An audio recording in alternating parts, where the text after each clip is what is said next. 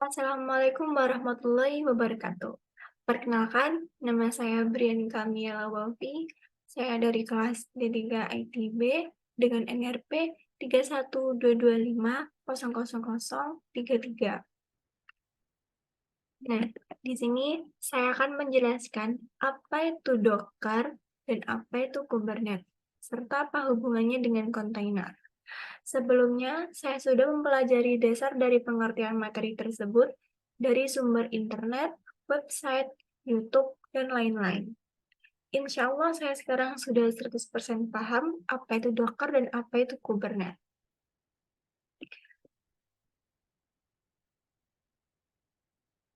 Nah, di sini saya akan menjelaskan pengertian secara umum. Docker adalah platform open source yang memungkinkan pengembang perangkat lunak untuk mengemas, mendistribusikan, dan menjalankan aplikasi dalam wadah terisolasi yang disebut kontainer. Nah, kontainer Docker menyediakan lingkungan yang konsisten dan portable untuk menjalankan aplikasi, termasuk dependensi dan konfigurasi yang diperlukan. Sementara pengertian secara umum untuk Kubernetes adalah platform open source juga yang digunakan untuk mengelola dan mengeksekusi aplikasi yang dikemas dalam kontainer. Tujuan utama Kubernetes adalah menyediakan cara yang efisien dan skalabel untuk mengelola aplikasi yang kompleks dengan banyak komponen yang berjalan di berbagai lingkungan. Next. Nah, biasanya untuk pengertian yang sebelumnya kita agak pusing. Apa itu Docker, apa itu Kubernetes? Di sini dengan pemahaman saya akan mengilustrasikan dengan pemahaman saya yang saya buat. Baik, untuk pendahulunya di sini saya membuat pengertian atau mengilustrasikan apa itu Docker. Nah, bayangin kamu pelihara ikan. Yang satu butuh air tawar, dan yang satu butuh air laut. Tapi, karena tidak bisa dicampur, gimana caranya kamu bisa memelihara keduanya? Nah, di sini ada air tawar dan ikan air laut. Tapi kamu ingin memelihara keduanya, tapi nggak bisa nih, kamu jadiin satu air tuh nggak bisa. Oke, next. Jadi, kamu bisa memisahkan keduanya di dua akuarium yang berbeda. Inilah yang dilakukan oleh Docker. Baik, jadi pengertian yang saya pahami adalah Docker adalah layanan untuk mengemas dan menjalankan sebuah aplikasi dalam lingkungan terisolasi yang disebut kontainer. Docker adalah container manager. Nah, sama aja nih. Yang tadi ini, pembungkus ini, itu yang dinamakan kontainer. Nah, kalau misal nggak ada kontainer, ini nanti air bisa ketabrakan dan ikan juga nggak akan bisa menyatu. Tapi kalau misal kita pisahkan dengan kontainer atau yang disebut pembungkus, ini kita akan bisa lakukan atau yang disebut kita bisa jalankan.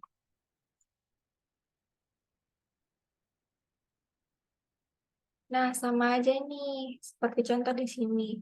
Kontainer akan membungkus kode, library, atau sistem tool lainnya dalam satu pembungkus.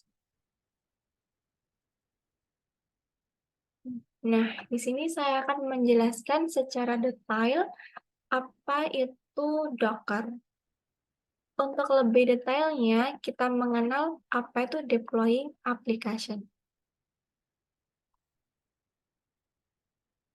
Deploying application adalah sebuah proses memindahkan dan menjalankan aplikasi yang telah dikembangkan ke lingkungan produksi atau lingkungan yang dapat diakses oleh pengguna akhir.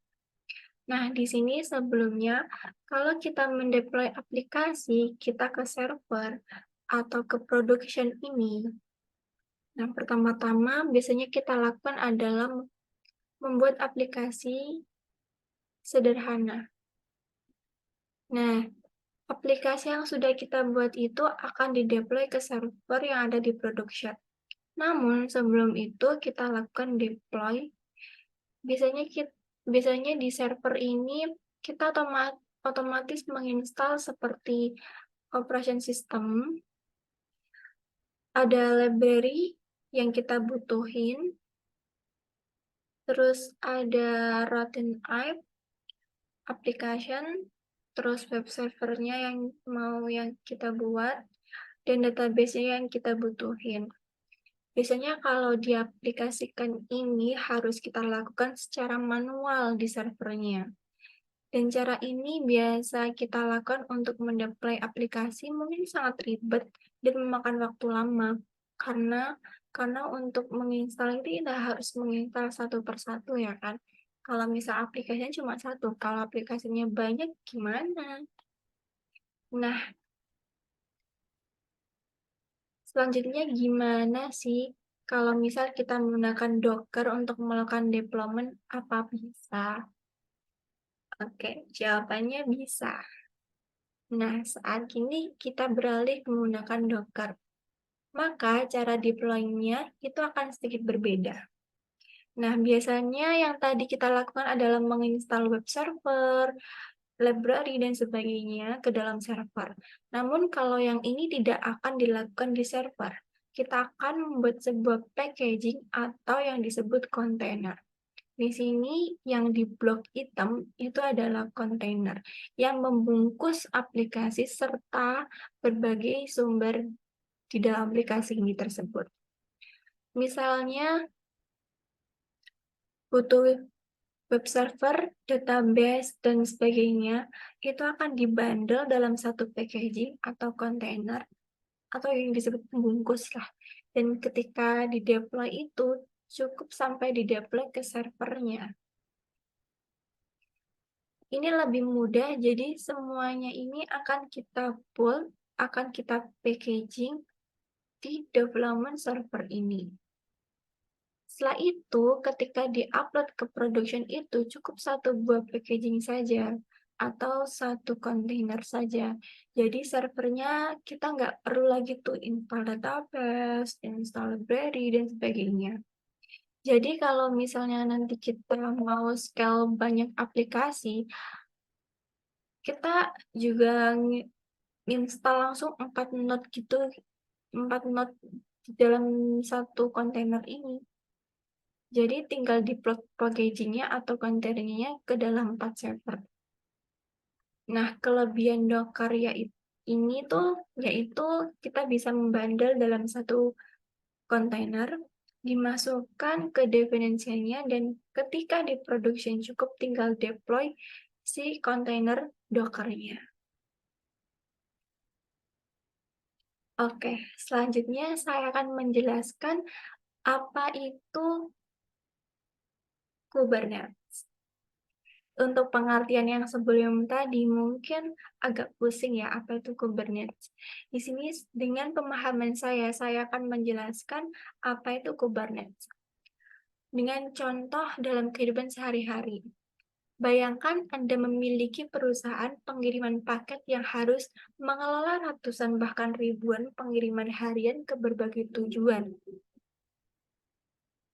Nah, saat pusing kan, di sini ada Kubernetes yang akan mengatur jadwal dan penempatannya. Kubernetes akan menentukan cara terbaik untuk mengatur pengiriman paket ke tujuan yang tepat.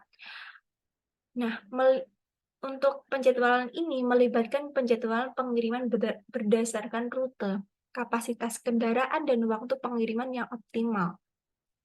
Selanjutnya, akan ada skalabilitas dan pemantauan. Jika ada lonjakan pemesanan atau peningkatan lalu lintas pengiriman, Kubernetes akan secara otomatis menangani penambahan armada kendaraan atau sumber daya lainnya. Sistem ini juga memantau kinerja pengiriman secara real-time untuk memastikan paket tiba tepat waktu dan memonitor kondisi kendaraan. Selanjutnya, Kubernetes ada pemulihan dan keandalan. Jika terjadi gangguan dalam pengiriman seperti kendaraan rusak atau jalan raya yang ditutup, Kubernetes akan mencari solusi alternatif, misalnya mengalihkan pengiriman ke kendaraan lain atau mengatur rute baru untuk memastikan pengiriman tetap berjalan lancar. Dan yang terakhir, manajemen sumber daya. Kubernetes mengelola pengguna sumber daya seperti armada kendaraan, supir, dan fasilitas penyortiran. Nah, ini melibatkan pengaturan tugas dan alokasi sumber daya yang optimal untuk memaksimalkan efisiensi dan produktivitas pengiriman. Jadi, apa itu Kubernetes? Kubernetes adalah aplikasi untuk automation, deployment, scaling, dan manajemen aplikasi berbasis kontainer. Kubernetes juga merupakan aplikasi open source dan saat ini paling populer di jenisnya.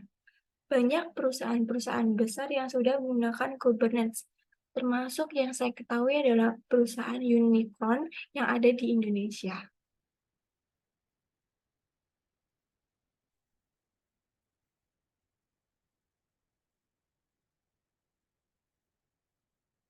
Baik, untuk sejarah Kubernetes di sini, saya sudah menyingkat sesingkat-singkatnya sejarah dari Kubernetes. Ternyata Kubernetes ini berasal dari Google loh. Nah, bertahun-tahun Google membuat internal sistem yang bernama Borg, atau kemudian berganti nama menjadi Omega. Sistem ini digunakan untuk membantu developer atau infra engineering untuk memanage ribuan server yang ada di Google. Nah, pada tahun 2014, Google memperkenalkan Kubernetes, open source system yang dibuat ulang dan berasal dari pengalaman Borg, Omega, dan internal sistem lainnya. Jadi, Kubernetes ini diciptakan dari pengalaman Borg, Omega, dan internet sistem lainnya. Keren dong.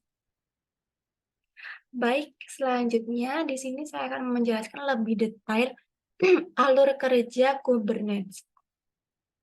Untuk yang pertama di sini nih, saya sudah meringkas sesuai dengan pemahaman saya. Untuk penjelasannya, di sini yaitu ada developer. Nah, developer ini membuat konfigurasi file. Pada langkah ini, tugas seorang developer adalah membuat konfigurasi file yang mendefinisikan bagaimana aplikasi akan dijalankan di dalam lingkungan Kubernetes. Konfigurasi ini berisi informasi tentang jenis kontainer atau image yang digunakan, jumlah instansi aplikasi yang ingin dibuat di lingkungan produksi, atau besaran memori yang digunakan oleh setiap instansi, besaran CPU yang digunakan, dan konfigurasi lagi yang sesuai dengan kebutuhan aplikasi. Nah, setelah itu akan dideploy aplikasi. Setelah developer selesai membuat konfigurasi file, langkah selanjutnya adalah mendeploy aplikasi ke dalam lingkungan Kubernetes. Dalam contoh yang saya berikan ini terdapat dua aplikasi yang akan dideploy, yaitu aplikasi yang biru dan aplikasi yang hijau.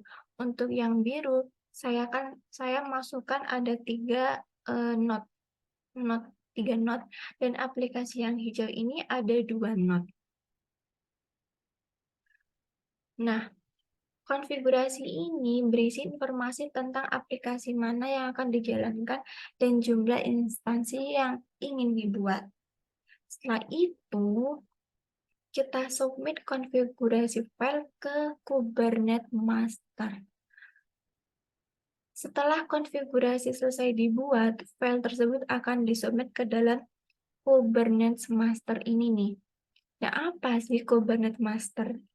Nah, Kubernetes master itu pintu gerbang utama dalam sistem Kubernetes.